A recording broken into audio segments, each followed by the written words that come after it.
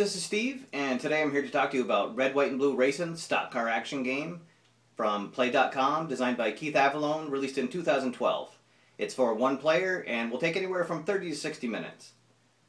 Now, a modern stock car race has 43 drivers in it, so you'd think that a game representing that would take a long time to play out. But what this game does is each turn represents around 10 laps of a race, and you're going to be rolling a dice, checking to see if a driver has a certain quality and whether he can pass the drivers in front of him or hold off the drivers behind him. Sound interesting? Does this take the checkered flag or does it crash into the wall? Let's take a look at what comes in the box, and then we'll take a look at a sample turn and play. So here's an overview of what comes inside the box. You have the instruction booklet, a double-sided results chart, the race week events guide, the 2 game board pieces. Comes with 6 dice, black and 2 metallic dice, and then of course the signature red, white, and blue dice. Comes with a handful of these blue chips, which are called performance chips. And then it also comes with a set of 49 drivers representing the 2000s All-Stars. And each driver has a regular card and then a gold TV card. And then there are 8 track cards that come to represent various racing venues. So just like real life, this game doesn't start actually on race day. It starts on the week leading up to the race. And so that's where we're going to start our game, with the race week events guide. So every race is going to start the same way in that you roll 2 dice, total that number, and that's how many TV drivers you're going to have featured that week. You'll simply pull out their cards, roll on this chart here, and see what happens to them that week. The advantage of being a TV driver is that they'll get the first chance at the pole position, and also they'll have an extra quality during the race that's going to give them a slight advantage over the other drivers. Once you have all the TV drivers in place, then you'll determine which drivers had a fast qualifying week, which ones had a slow week, and then you're going to fill in the field with the remaining drivers. Once you have everyone in place, you're ready to go down to the track, wave the green flag, and get the race started.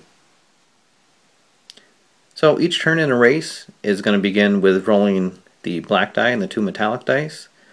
The black die is going to tell you which group is affected, and the total of the 2 metallic dice is going to tell you how they're affected.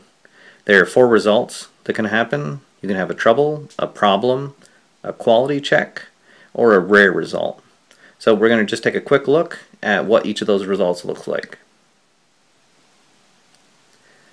So when a trouble result comes up, that means that there's some sort of event that's occurred on the racetrack that'll potentially either spin out or wreck some cars, and this is resolved by simply rolling 2 dice and comparing that to the escape rating of each driver.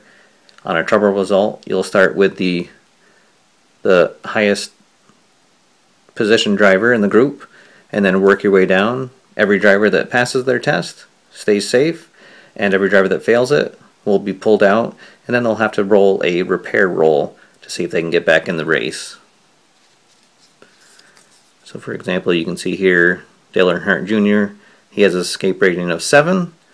So on a trouble result, he'd need to roll 7 or less to stay safe and stay in the race. Otherwise, he's heading into the pits to see if his crew can get him back on the track. When a problem result occurs, that's only going to affect 1 driver in the group. So you'll go to the problem results chart, go to the driver finder table, see which driver it is, and then roll on the problem finder table. If the driver needs to go in for repairs, then you're going to check on the repair chart, see if he's able to get back in the race, or if he's knocked out. So when a driver goes into the pits, either from a trouble or a problem result, you're going to consult his pit crew grade to see if the crew is able to get his car back in the race. The grade is on the bottom left of each card, and it's going to be rated from A to E. And then depending on which part of the race you're in, at the beginning of the race it's easier to get the car back in, and you're simply going to roll 2 dice, and you want to roll equal to or lower than the result. When a rare result comes up, you'll go to the other side of the results chart, and depending on which group the driver was in, you'll roll on there, go down to the driver finder table, see which particular driver was affected, and then just follow what the results say. Finally, the last result we're going to be talking about is the quality results. Now, each driver potentially has 7 qualities: reflex, control, skill, star, smart, heat, and TV. And so when one of those results comes up on the race chart, you'll simply starting with the driver in the last position of the group indicated on the black die. First, you'll see if he has that result, and then roll against it. And this is where the red, white, and blue dice come in. I'll just show you. So what's going to happen, the red die corresponds to the gas rating, which is the squares in the upper left part of the card. And drivers are either going to have 1 to 5 on their rating. So the red die needs to be equal to or less than the gas rating to pass that check. The white die indicates which driver they're attempting to pass. However, when you're checking with the top group, everybody's going to be going after the race leader. Finally, the blue die is checking against the brake rating of the driver, which is indicated by the burst symbols in the right part of the card. Drivers are going to have 0 to 2 of those. And also, depending on where the driver is, if they are in the top group, they get 1 brake bonus. And if the driver is the race leader, they get 2. And also, if the driver has the indicated quality for the check, they get an additional bonus to their brake. So let's say that we're doing a reflex check for the top group. So we'd start up here at 7th place. We see that this driver does have it. We'd roll the 3 dice.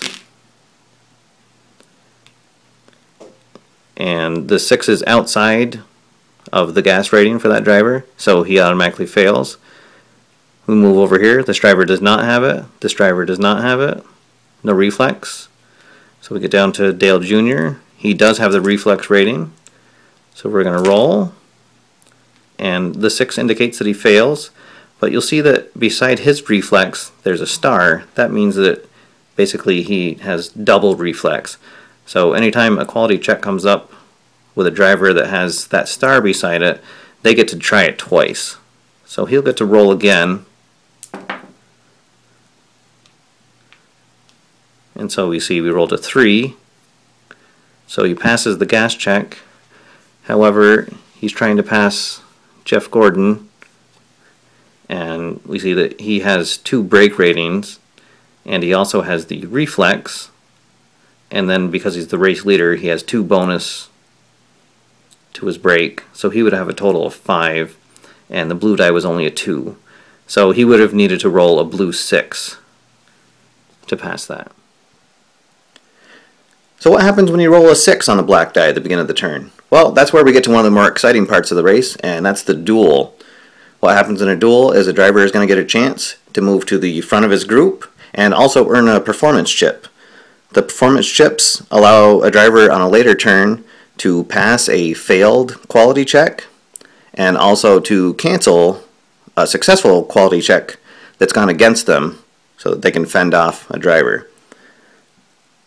Duels are pretty simple to resolve. You just look at the total of metallic dice. That's going to tell you which driver gets the chance to do the duel. In this case, we rolled a 6. So it's just this card up here at the 6th spot in the top group. You just roll the red die, check it against his gas rating.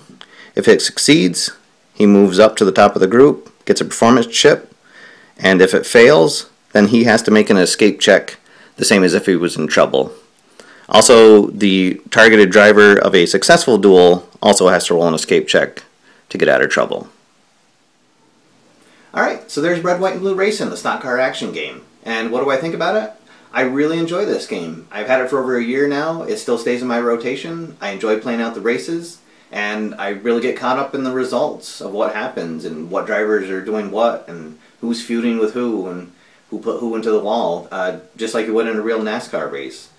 It's really ingenious the way that the drivers are rated on their qualities and how that plays on against what track they're racing. So you'll find drivers perform better on say, road courses than they do on the super speedways, just like in real life.